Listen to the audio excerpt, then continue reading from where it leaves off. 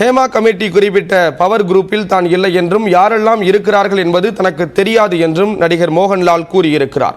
மலையாள திரையுலகில் பாலியல் சர்ச்சை வெடித்த பின்னர் முதல் முறையாக அது பற்றி பேசிய மோகன்லால் ஏன் இத்தனை நாளாக பேசவில்லை என்பது பற்றியும் WCCயுடன் மோதலா என்பது பற்றியும் விளக்கம் அளித்திருக்கிறார்.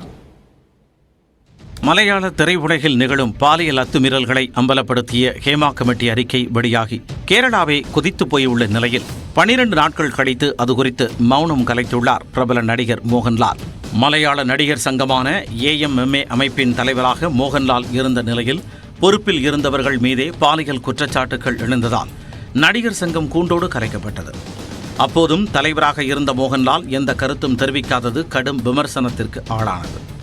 இந்நிலையில் திருவனந்தபுரத்தில் நடைபெற்ற கேரள கிரிக்கெட் லீக் அணிகளின் லோகோ அறிமுக விழாவில் பங்கேற்ற மோகன்லால் மலையாள திரைத்துறையின் பாலியல் சர்ச்சைகள் குறித்து முதல் முறையாக பேசினார். தான் ஓடி ஒளிந்து விடவில்லை என கூறிய அவர் ஏன் இத்தனை நாட்களாக பேசவில்லை என்பதற்கு விளக்கம் அளித்தார். ഇങ്ങനെ ഒരു സംഭവം മലയാള സിനിമയിൽ നടന്നു. മോഹൻലാൽ എവിടെയായിരുന്നു, ഒളിച്ചോടി പോയി എന്നൊക്കെ പറഞ്ഞു. ഞാൻ ഒരിടത്തേക്ക് ഒളിച്ചോടി പോയിട്ടില്ല. ഞാൻ നിങ്ങളുടെ ഒപ്പം കഴിഞ്ഞ 47 വർഷമായിട്ട് സഞ്ചരിക്കുന്ന ആളാണ്. എൻ്റെ വ്യക്തിപരമായ കാരണങ്ങൾ ഞാൻ കഴിഞ്ഞ കുറേ നാളുകളായിട്ട് കേരളത്തിലില്ലായിരുന്നു. ഞാൻ ഗുജറാത്തിലായിരുന്നു, പിന്നെ ബോംബെയിലായിരുന്നു, മദ്രാസിലായിരുന്നു. അതിലേറ്റവും പ്രധാനപ്പെട്ട ഒരു കാര്യം എന്ന് പറഞ്ഞാൽ എൻ്റെ ഭാര്യയുടെ ഒരു സർജറിയുമായി ബന്ധപ്പെട്ട് എനിക്ക് ஹாஸ்பிட்டலில் இരിക്കേണ്ടി வന്നു. ஆனால் திரைத்துறையில் நிகழ்ந்த பாலியல் தொல்லைகள் குறித்து எந்த கருத்தையும் இப்போதைக்கு கூற முடியாது என திட்டவட்டமாக மறுத்துவிட்ட மோகன்லால் தன்னுடைய கையில் எதுவும் இல்லை எனவும் நீதிமன்றமே முடிவு செய்யும் எனவும் தெரிவித்தார். ഒരു സർക്കാരുണ്ട്, അവർ നിയമിച്ച ഒരു കമ്മിറ്റിയുണ്ട്, സർക്കാർ അതിനുള്ള തീരുമാനങ്ങൾ എടുക്കുന്നുണ്ട്, പോലീസുണ്ട്. ഇതിൽ ഒരു കുറ്റം ചെയ്തു എന്ന് പറയുന്നവർക്ക് പിന്നാലെ പോലീസുണ്ട്, അതിൻ്റെ റിപ്പോർട്ടുകൾ തയ്യാറാക്കിക്കൊണ്ടിരിക്കുകയാണ്.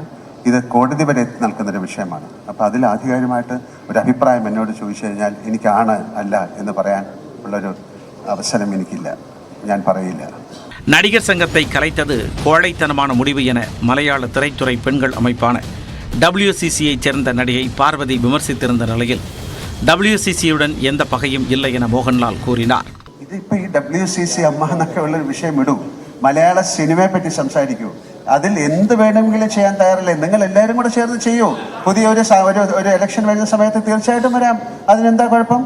നമുക്ക് ആരോടും ഒരാളോടും ഒരു എതിരില്ല.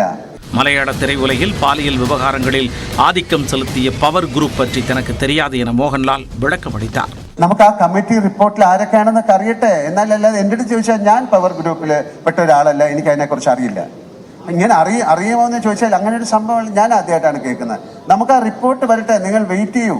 ஹேமா கமிட்டியின் அறிக்கை முழுவதும் வெளியாகவில்லை என்றும் அதில் நடிகர்களின் பெயர்கள் இருப்பதால் தான் பகுதியாக வெளியானதா என்று கேள்வி எழுப்பப்பட்டது.